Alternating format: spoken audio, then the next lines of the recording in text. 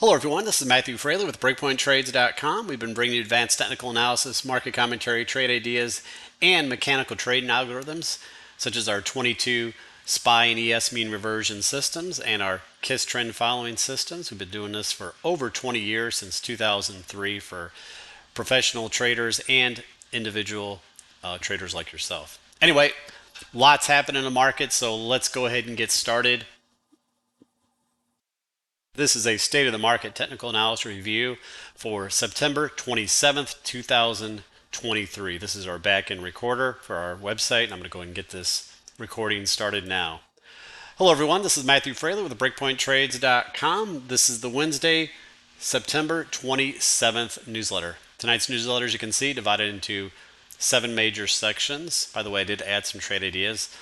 But as far as the general market, as you know, the market has had quite the correction sell-off since early August. Steve and I were calling for a correction in August and September, and that has transpired. Anyway, following yesterday's big sell-off, the market was down yet again today, but then it recovered and rallied for the last couple hours, allowing most of the major indexes to turn positive, except for the Dow.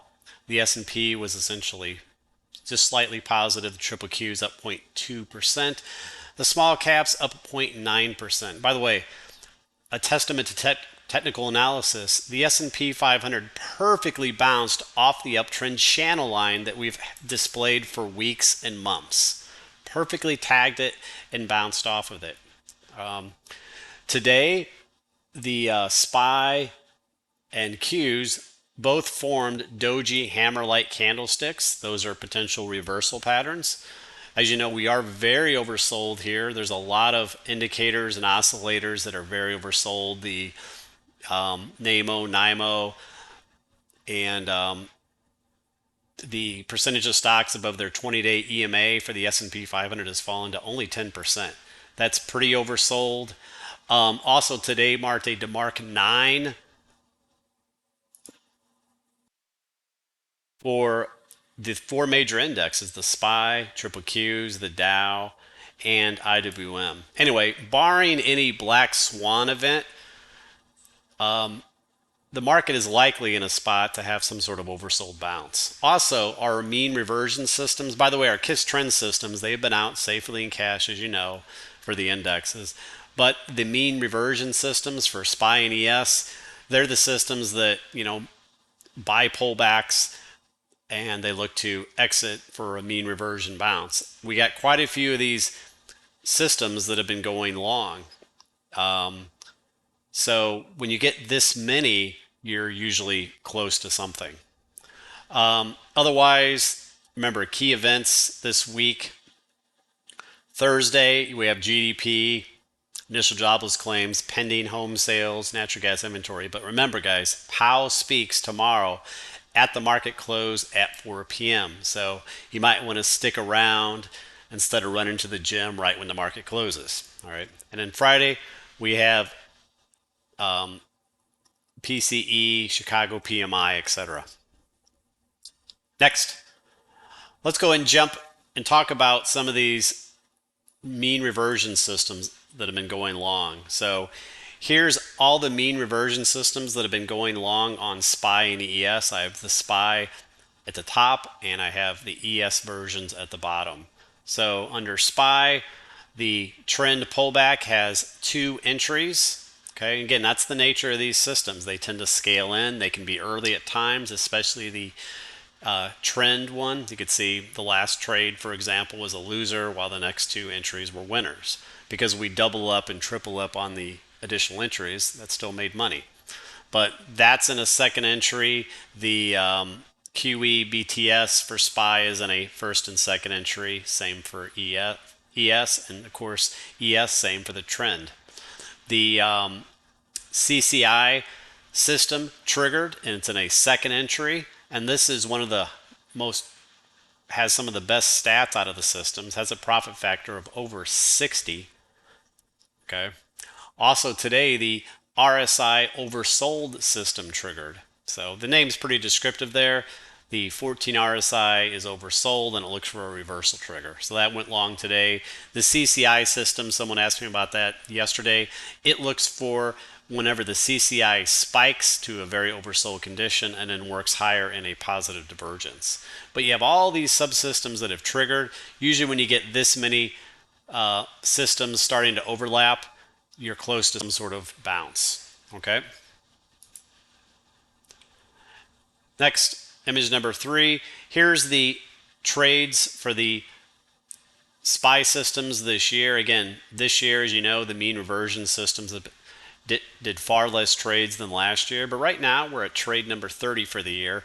And today, these at the top and marked in yellow, these are the 2 new trades that occurred. CCI divergence took a second entry, and we had a first entry on the RSI oversold. But you can see all these that are open. The QEBTS for a second entry, trend pullback for a second entry. So quite a few subsystems are long here. Next, image number 4. Here's the ES mean reversion systems, and you can see what's long. Again, quite a few systems went long. You can see what went long today, CCI divergence. Okay. Again, guys, these mean reversion systems have anywhere from 80 to 90% winning trades on average. So once the market does have an oversold bounce, if we get one from here, we'll likely start seeing some of these systems exit and hopefully profitably. Next, let's go and move back to the general market. So item number 5 shows the index sector table, what transpired today and this week. Again, major indexes were down quite a bit this morning. They all almost came back except for the Dow.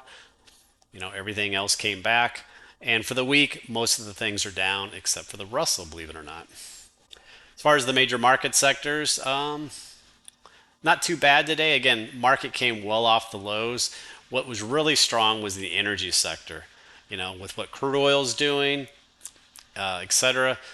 And the fact that this area has some of the better fundamentals, it's not extremely overvalued, rich PE values, says something. So that was strong.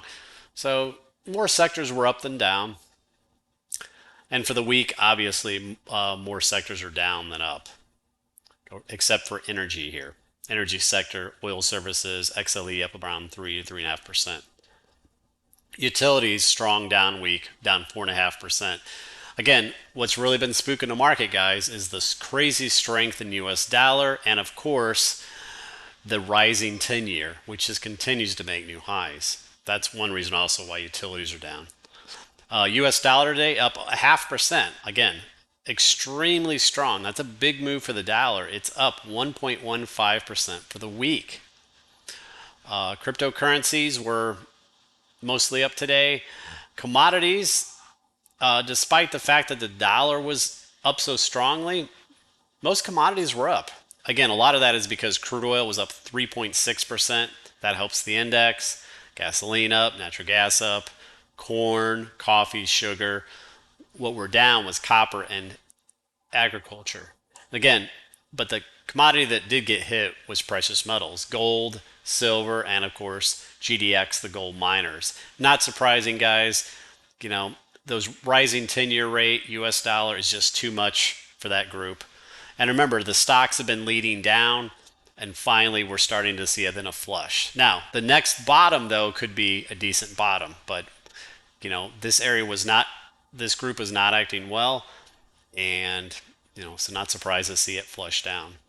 And we could move down to the bonds. Like I said, big move up in the 10-year and 30-year treasury yields. Next, item number 6 shows the economic news calendar, which I already discussed. Remember, Powell speaks tomorrow after the close, right at 4 p.m. Eastern. So make sure you're around. We have the initial jobless claims, GDP, pending home sales. Okay, let's go and jump to these index charts. First chart below, item number 7, is the daily snapshot of the 5 key major indexes with Bollinger Bands. Again, as you know, we've been quite oversold. Price has been riding at or below the lower Bollinger Bands on most of these indexes. Today, we closed mostly with doji candlesticks on the S&P, triple Qs, NASDAQ. So we are set up here for a potential bounce. We'll see if we can get it or not. Again, we have potential economic news tomorrow and Powell, a lot of different catalysts. Next, let's move on to the S&P 500, our proxy. So here's the daily chart of the S&P 500 that we've been showing for weeks and weeks. Okay, remember this uptrend channel? We've had this channel in place for months, guys. Well, as you know, we were talking about this coil, which broke to the downside over a week ago, provided a great short. And look at today's low. Today's low exactly tagged that uptrend channel line and bounced right off of it. So if you were heavily short, that was a logical area to take off a lot of that short. Now again, it doesn't mean we don't sell off tomorrow and lose this channel, but that was the fact that we bounced off that today supports the validity of that channel. Okay. Now, the thing that does concern me a little bit, you have the 200-day moving average just below here. I still wouldn't be shocked if we at least need to tag that. But one thing we could see here, guys, is maybe an oversold rally here, is some sort of fourth wave, and then we get another move down. But we did bounce off this support today. We have some RSI divergence. Next, chart number 9, here's a zoomed in daily view of the S&P. Again, you can see the coil pattern, which broke to the downside last week. You can see the black candle doji today. You can see the low got right into that open gap recognition breakaway gap from early June. Remember I said that was an important inflection. So we tagged it and bounced off of it for now, also into this demand zone. Next, chart number 10, here's the wave counts. Again, nothing's changed, guys. Again, the bull's hope is this is still wave 4, and once it's complete, we'll get another move to a new high in wave 5. The bearish view is we're working on a wave 3, which if that's the case, we could have a little bounce here, but then we'll go lower before we complete 3. Then we'll have a bigger 4, then whatever. Again, I could make a case for both of these, especially fundamentally. I could make a big case for this bear count that a major top is in. But right now, you still cannot discount this 4, but it is getting pretty deep. Next, chart number 11, here's the weekly view of the S&P. Again, for the week, S&P is down 1%. As you know, RSI fell below its trend line here. Moving average ribbon is still bullishly stacked at the moment. It is pinching. See that? Where it's pinching, a lot of times you get inflections. We'll see if we can get a bounce from that. You can see we're near the bottom of this channel, just like I showed you on the daily. Again, just like I showed you on the wave counts above, guys, this is either wave A or 1, wave B or 2, or 3 or C. Okay. Next, chart number 12, another weekly view showing you the channel. Again, how we perfectly stalled at the top of that channel in late July. Just beautiful. And along with seasonality, we've had a nice correction in August and September. So today we hit the 50-week EMA. This is a big support here. So this is also rudimentary cycle. It's not perfect, but it's been pretty decent about lining up with some of these major inflection highs and lows, and it is pointing to a potential trade low here anytime. Again, I give this, plus or minus at least a week. So, but we'll see if it ends up being correct or not.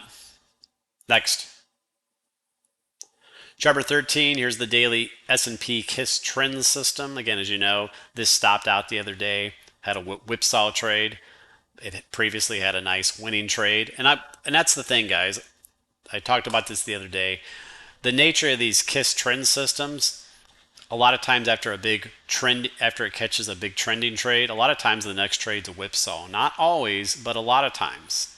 So those are things to keep in mind. I warned about that. But KISS systems for the indexes are flat. Otherwise, you can see the doji candlestick today. We're just above the 200-day moving average.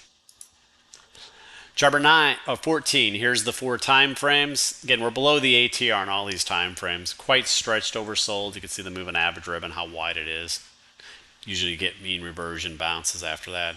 But one thing to note, all these major indexes have a DeMark 9 here. Doesn't mean we bottom here, but we do have a DeMark 9, and that's important. Next, chart number 15, here's the half-day chart showing this channel. Again, we broke that coil to the downside last week. We pulled all the way down to the lower channel line today, finding some support. And also there's the 61.8 fib here. Next, Chart 16, here's a 60-minute view. Again, we did have some very nice MACD divergence here at the lows. That is supportive potentially of a bounce if we can get one here. But we do have this MACD divergence and RSI divergence. Chart 17, here's another 60-minute chart, which Steve discussed last night. This shows you these basic wave counts. You have an open gap here, point of recognition. At the moment, we can count 5 waves down. Okay, so that's why we favor a bounce from here. But what this could be wave 5 of 3. So we get a decent oversold bounce here. Could be a wave 4, and then come down again on a 5 for a better bottom. On this, if we do get something like this, some of these mean reversion systems will probably exit, like the CCI trades, etc. Again, I'll send out a trade notification email to everyone, but we do have some sort of 5-wave structure here. That's why the market, does look set up for at least a bounce. We'll see if we can get up into this area. Next, chart 18. Here's a 15-minute chart with the zigzag indicator. The reason I threw this on here, guys, is it's a very simple way to look for breaks in structure. What I mean by break in structure, you can see all these lower highs, lower highs, lower high, lower high. And even today, we didn't quite take back that last lower high. But what a bullish break in structure is whenever you take out a previous high. So this zigzag indicator is just an easy way to see that. Next, chart 19. Here's another 15-minute chart, and these are some of the supply zones. So one thing the bulls need to do is take out some of these supply zones. Taking out this first one would be positive, and of course taking out that next one. But these are the areas to watch as resistance tomorrow. Next, chart 20. Here's the triple Qs.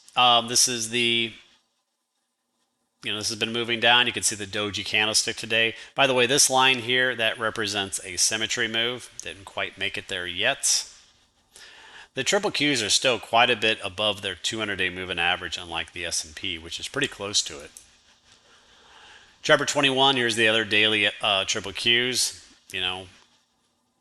And by the way, this 351.65, that represents a symmetry target, which we almost tagged today. Next, chart 22, here's a half-day chart showing this channel that we've been working down in. You can note the RSI divergence here on the 5 RSI. Chart 23, here's that 2-hour chart I showed on Monday, this lower channel, this lower trend line, and we bounced perfectly off that today. Chart 24, here's the daily KISS trend system for the triple Qs. Again, as you know, had a beautiful long trade there in April to early August.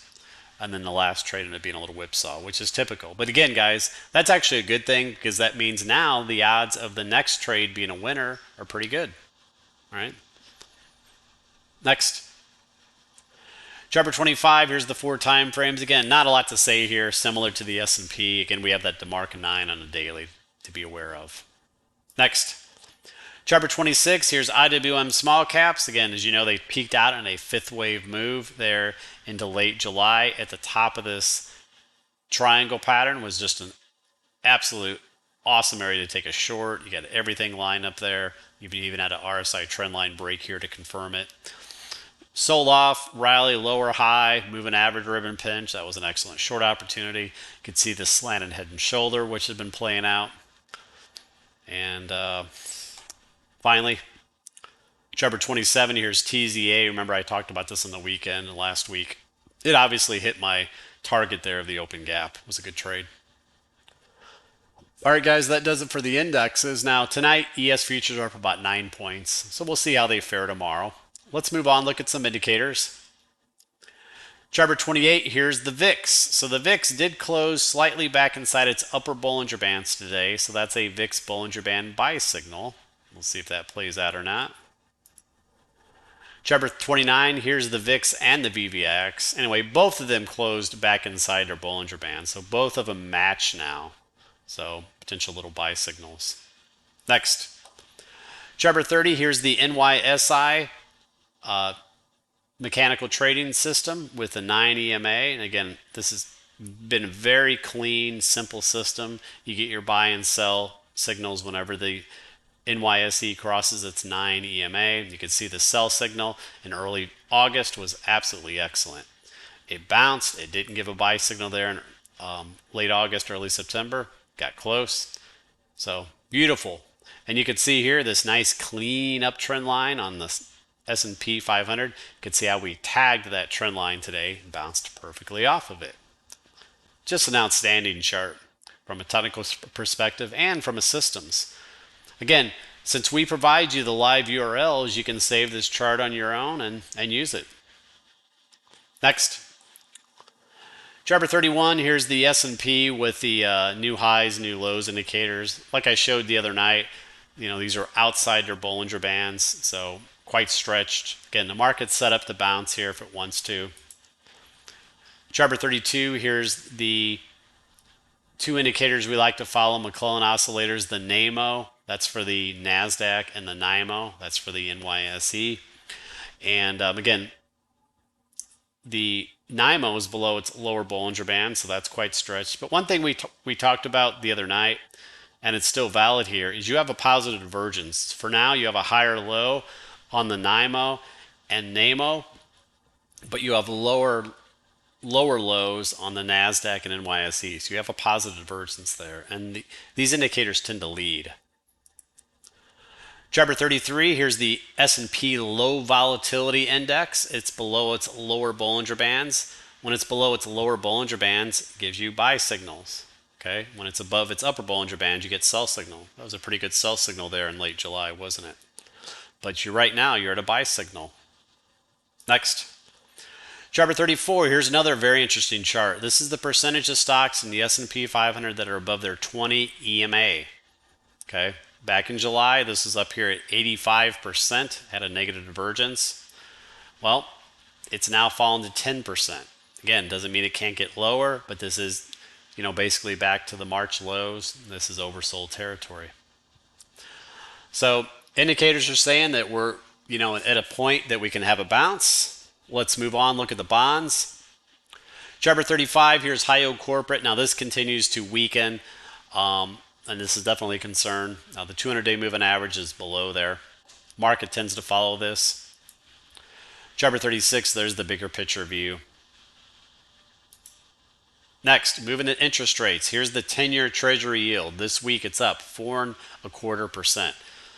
Broke out a week ago, took out the 2022 highs and just continues rocketing higher. Next, chart number 38, here's the daily view, slightly closing above its channel. Remember we were talking about it back here, how it had a big cup and handle look. This move in rates and the dollar is scary, guys. Again, the benefit though is if you have a bunch of cash, you can now get amazing returns with treasury yields or even money markets paying over 5% now. Chart number 39, here's TLT 20-year bonds. Again, it moves inverse of the TNX. Again, nearing the lower trend line here. Could be getting a little oversold. Let's take a look at a shorter time frame. Chart number 40, here's a 60-minute time frame. You do have some active divergence forming here, so it could be set up soon for a bounce. That would help the market certainly. Finally, chart number 41, here's the monthly view of TLT. This is a chart I showed months ago. I added this 5-wave count, and you know what? It's playing out. It's now below the 2022 lows, so this is some sort of 5th wave. This would be my next support. Finally, chart number 42, here's the bigger picture view.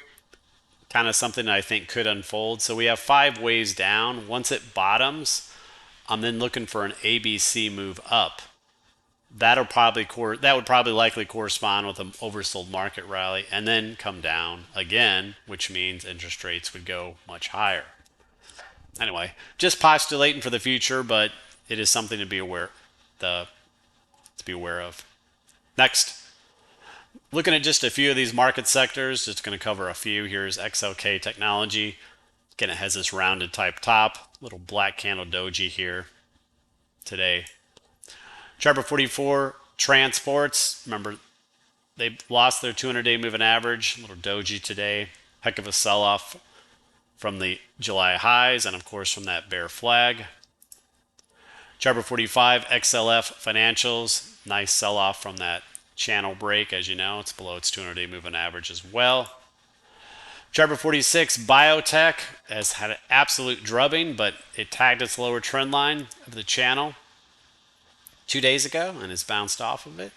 Moving average German was extremely wide down here, so this is a good area to at least, to take a shot for an oversold bounce. Next, chart 47, here's XLE Energy, big recovery today. I could see this going to make a new high. Not surprising with what crude oil is doing. Chart 48, here's the weekly view of XLE. Again, extremely strong sector, basically at the highs.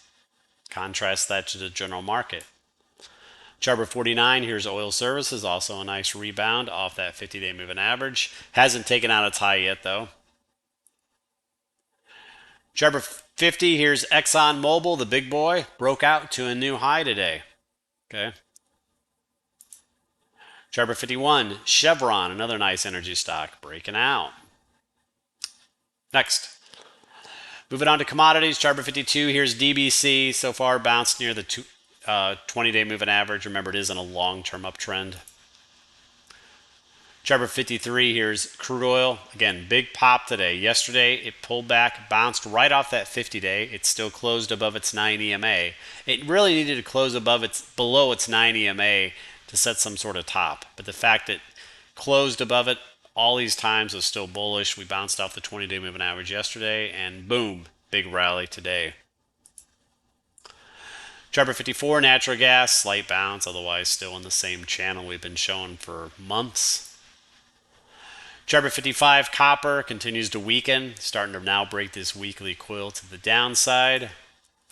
Chart 56, uranium, one of my favorite sectors, hell of a rally from August. Little pullback here. There is a little R side divergence. Short term, it's getting extended, but longer term, it looks fantastic. Chart 57, there's the monthly view. Again, huge move the last couple months out of this big monthly coil. Again, long term, I really like this, guys. I think you could just hold it for a long term swing. You have to decide what fits your style. Moving on, chart 58, here's Bitcoin chopping around here. To me, it looks like it's forming some sort of diamond pattern. Chart 59, US dollar. Boy, up and away, Superman. This rally, man. Next. Chart 60, US dollar weekly. Again, one hell of a rally off that 200-week moving average and demand zone. We had a bullish break in structure, which I talked about. So, dollar super strong. Next, moving on to gold. Chart 61, gold busted the coil to the downside. Not surprising. Yesterday it lost its 200-day moving average, which it had been holding. That was the last straw. That was quite negative, and today, big sell-off. Again, guys, should not be surprised with that rally in dollar, the rally in 10-year, but also the stocks. GDX has been underperforming here. You can see it on the GDX GLD ratio. The stocks need to outperform, as I've been stating. They were underperforming, and instead it busted down. Not surprising. Now, I added some fibs here. 50% fib, 1850. 61.8% fib, 1800 roughly. Those potentially could be magnets, but I do think the next bottom on this could be a decent bottom. I think we're working on some sort of wave C. Tough for this area to do anything to rally in the face of that very strong dollar and 10-year. Next. Chart 62, same thing for silver. It's still in the pattern here, but wouldn't be shocked if it broke this to the downside. Chart 63, there's the weekly view. You can see the coil hasn't busted it yet. Chart 64, GDX, the gold miners. Again, look at this. After a simple ABC bounce to the channel, massive sell-off. Now, there is some support at the March lows. We'll see if it can bounce there, but, we did make a new low. Chart 65, here's the same GDX chart again. We simply had an ABC bounce, three-wave bounce. The ratio was giving you a big warning early and it ended up breaking down. Next, chart 66. Here's the bullish percent gold miners index. It's now down to 10.7%. Okay. So again, that's why I said the next low, I think, on the precious metal area would be a good low. Especially if this thing gets even lower. Remember, these bullish percent charts can only go from 0 to 100%. Rarely do they ever get to 0, but it's down to 10%. That's quite low, but I wouldn't touch this area yet. To me, it still looks weak. Looks like it's going to go lower. Following up with some trade ideas, guys. Chart 67, ACHR. This has been a great short from that coil, obviously. Chart 68, XLRE, another great short. Again, it's been easy to be short, obviously, but this is a very valid coil pattern. Really nice move down. Chart 69, here's the daily. Again, you can see that flush after we broke that trend line. Hopefully some of you guys caught that puppy. Chart 70, here's Apple, Crapple. This so far it's working on this wave C. 200-day moving average is approaching. So definitely want to look to take some profits in there if you're short. Hopefully some of you guys shorted that wave B, much higher prices. Chart 71, here's Alcoa. This was a short of mine last week, which broke down obviously. Chart 72, PHM, another short of ours that's doing well. Chart 73, KB Homes, another short in that home bidder group. Chart 74, LPX, yet another short that's doing well. This could be a target down here. Chart 75, AAOI, one from Monday, trying to break up through this coil. Next, chart 76, CNK, long idea from Monday. It's still valid here, guys. It's held up very well. So watch this one over this 1850 area. Chart 77, CAMT, one from Monday, still looks very valid. Yes, it was down yesterday, but it was noise on the pattern. It's definitely in a very strong uptrend. Looks good to me. Chart 78, CRS, still in this coil, so watch this for a trigger. Chart 79, FANG, this is an energy stock. So breaking up over here, I think you can get a quick trade on it. Chart 80, UTZ, nice volume reversal, MACD divergence, RSI divergence. So over today's highs, I think you can get a momentum trade on it. And the final chart, chart 81, GPCR, nice little flag type setting up, good volume pattern. So over 36.25 could give you a trade. All right, guys, let's see what happens tomorrow. Have a wonderful evening and take care.